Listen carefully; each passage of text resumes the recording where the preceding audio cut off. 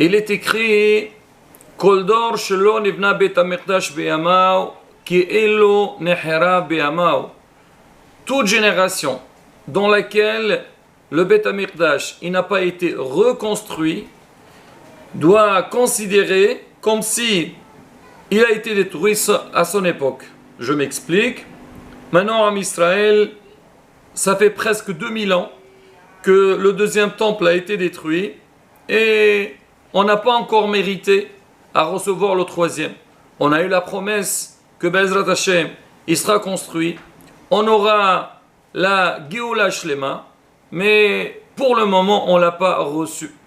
Alors on dit le fait qu'on ne l'a toujours pas reçu, on doit considérer que toutes ces années-là, comme s'il a été détruit à cette époque-là. Alors maintenant, c'est quoi la solution? D'accord, on essaie, on pleure le temple tous les ans, on fait les minhagim, minhagi avilut, et on fait Tisha B'Av. Alors Rabotai, nous dans le clan Israël, on a un principe qui est très important, qui s'appelle Ma'aseh Avot Siman Labanim. Ça veut dire, pour savoir comment nous devons nous conduire, on doit voir ce qui s'est passé dans le passé et essayer de nous corriger et prendre la bonne route. On a vu ça par exemple dans le cas de Shavuot. À Shavuot, on a le minhag, c'est marqué minhag Israël, de faire la veillée. On reste toute la nuit réveillé jusqu'au petit matin, on fait la tfila de Shaharit et après on va lire le passage des 10 commandements. On a expliqué c'est quoi la raison. Parmi les raisons, on dit parce que le peuple d'Israël, au moment du don de la Torah, ils se sont endormis. Kadosh Baruch Hu, il était obligé de les réveiller. Donc pour nous, c'était une grave faute. Alors pour corriger cette faute, alors maintenant on reste réveillé, ce qu'on appelle tikkun, pour être metakin, pour arranger. Là, il y a aussi dans le Inyan de Paradouma, on dit pourquoi il y a la Paradouma, en dehors de tous les propriétés que la Paradouma a, mais une des choses on dit Tavu ha'em ve teqanneah et tzoat bita. Am Israël, ils ont fait la faute du veau d'or. Maintenant, pour corriger cette faute, il faut que la mère y vienne, qui est la vache rousse, et elle va être métaqen, elle va corriger, va arranger la faute qu'on a fait dans le passé. Alors pareil ici aussi, pour savoir qu'est-ce que nous devons faire. C'est vrai, il faut suivre les minagim, mais en dehors des minagim, il y a des points de base sur lesquels on a une obligation de faire un effort dessus pour espérer, Bezrat Hashem, qu'on fait le tikkun, qu'on va corriger la faute du passé et que, Bezrat Hashem, on aura la solution. Alors c'est écrit par rapport au premier Bet HaMikdash. Alma Avda Haares. Pourquoi la terre a été détruite? Ça veut dire le fait que Bet HaMikdash, il a été détruit, on considère que le monde entier il a été détruit parce que Bet HaMikdash c'était le centre du monde. On dit le shefa, l'abondance du monde entier vient du Bet HaMikdash. Il faut savoir, la présence du temple n'est pas bénéfique que pour le peuple d'Israël, elle est bénéfique pour le monde entier. C'est pour ça qu'on fait des korbanot, on dit à Sukkot, on amène tout le long de la fête, on amène 70 korbanot. Pourquoi? On dit par rapport aux 70 nations du monde. Et à la fin, on amène une par rapport au peuple d'Israël. Ça veut dire, donc, la destruction du temple, elle n'a pas touché que l'Am Israël. Malheureusement, l'ennemi ne connaissait pas la valeur. Quand il a touché le temple, il devait savoir qu'il s'est touché à lui-même. Bon, il est malheureusement. Alors on dit, Alma Avda Ares, Al Ozva Metorati. Parce que le peuple d'Israël, il a délaissé l'étude de la Torah. Là, on le dit par rapport au premier temple. Nos sages posent une très grande question.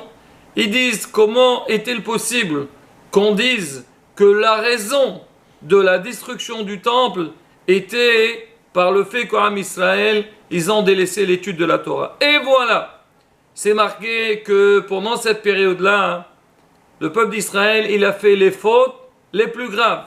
Avodah Zara, Shfichut Damim, Giloy Arayot. Am Israël, malheureusement, il a fait l'idolâtrie. Ils ont fait aussi Shfichut Damim. Ils sont tués entre eux.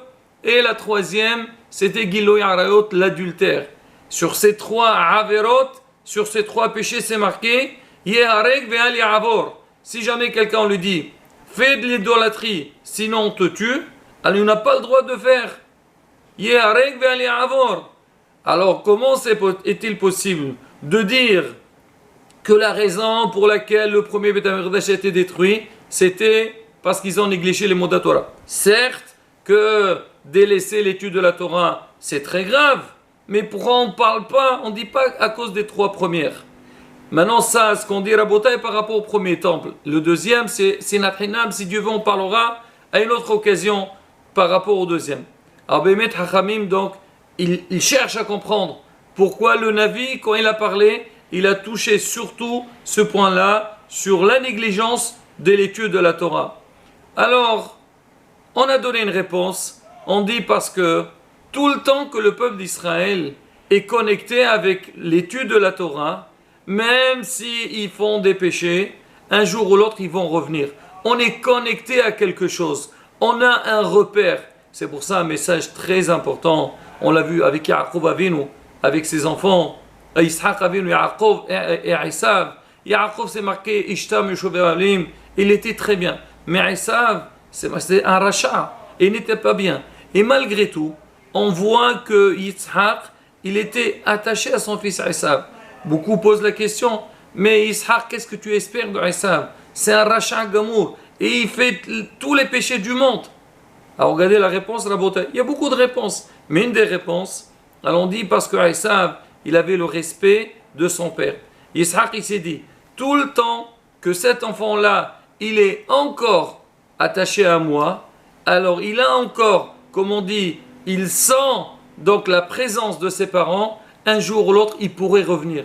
Et c'est un message, Rabotai, pour l'éducation de nos enfants. Des fois, il y a des parents, quand ils voient les enfants, leur haleine, et ils passent un peu à côté, alors ils disent, oh, j'en ai marre, et ils pensent qu'il n'y a plus d'espoir. Non, laissez au moins ce lien avec les enfants. À partir du moment où les enfants, ils sentent toujours qu'ils dépendent de leurs parents, ils vont grandir, ils vont comprendre. Ça ne veut pas dire qu'il faut les laisser faire, mais il ne faut pas se désespérer. Il y a toujours des moyens pour que Bezrat Hashem, Yahazrou les motables, ils reviennent donc au bon chemin. Alors maintenant, donc c'est ce que certains y répondent.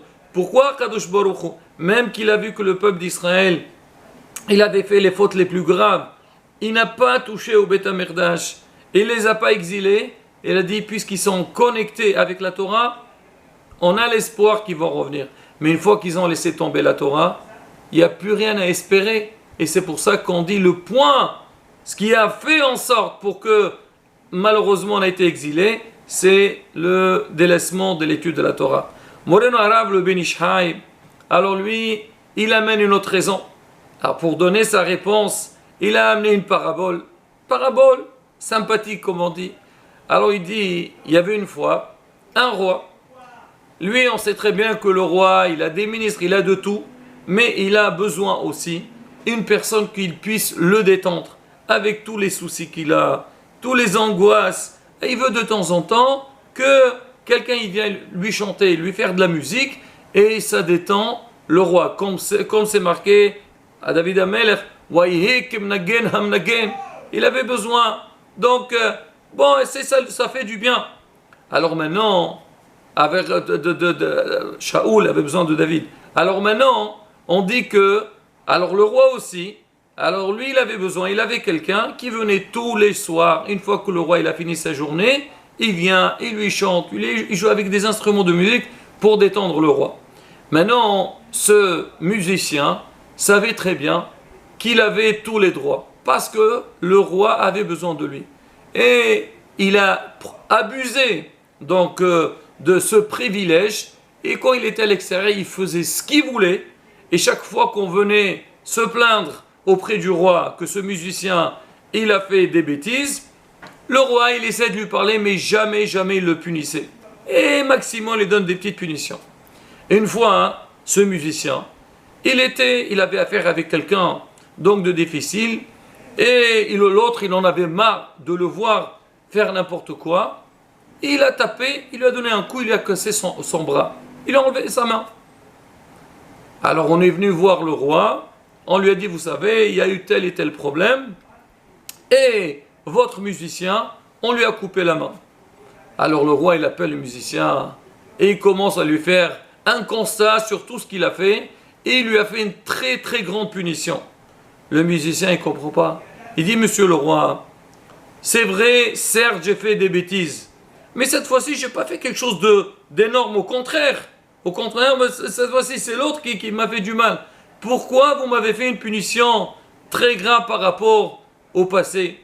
Il a dit, Hacham, tu crois que dans le passé, je ne savais pas que tu méritais une punition. Je voulais te punir, mais le problème, j'avais besoin de toi.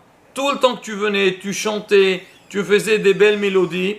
Alors j'ai dit, j'ai pas intérêt de te toucher. Il faut que tu sois tout le temps joyeux pour me réjouir. Mais maintenant, tu as perdu ton bras, donc tu vaux plus rien. J'ai plus besoin de toi. Alors maintenant, tu vas payer pour le passé et le présent. Alors le Ben Ish Chai, il explique, il dit, c'est pareil. Am Israël, quand ils étaient connectés avec la Torah, ils étaient dans le Beth Midrash, même qu'il y avait des fautes. Comme on a dit au début, c'est vrai qu'il y a toujours la chance qu'ils reviennent. Mais quand l'Am Israël étudie la Torah, alors l'imoud de Torah, il était arev, il était agréable aux yeux d'Akadosh Baruch Hu. Hachem, il se fait un grand plaisir. Donc il dit, quand je vois mes enfants se conduire de la sorte, alors ça me fait du bien, et donc j'ai besoin de les garder. Mais malheureusement, quand l'imoud de Torah est parti, il n'y a plus rien. À Kol Shabbat, tout est devenu désert. Kadosh Baruch, il a dit, qu'est-ce qui reste encore? Même ça, il n'y a plus. C'est pour ça que, malheureusement, il y a la destruction du temple.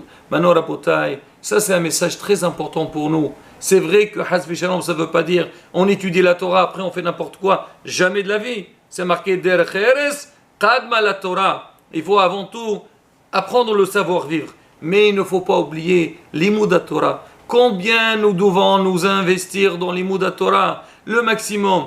Aussi bien les parents que les enfants. Des fois, les parents ils pensent, bon, moi, ça y est, c'est trop tard, je vais m'occuper de mes enfants.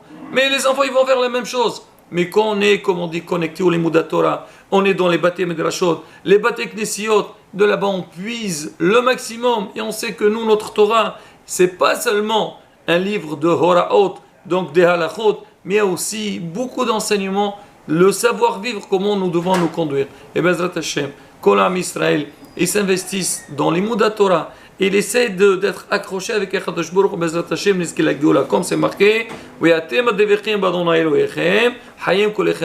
quand vous êtes attaché donc Akadosh Baruch Hu Talmid Hachamim Bezrat Hashem, on aura la bonne vie et la Geoula Shlema b'mehera b'yameinu. Amen. Ken yehi ratzon.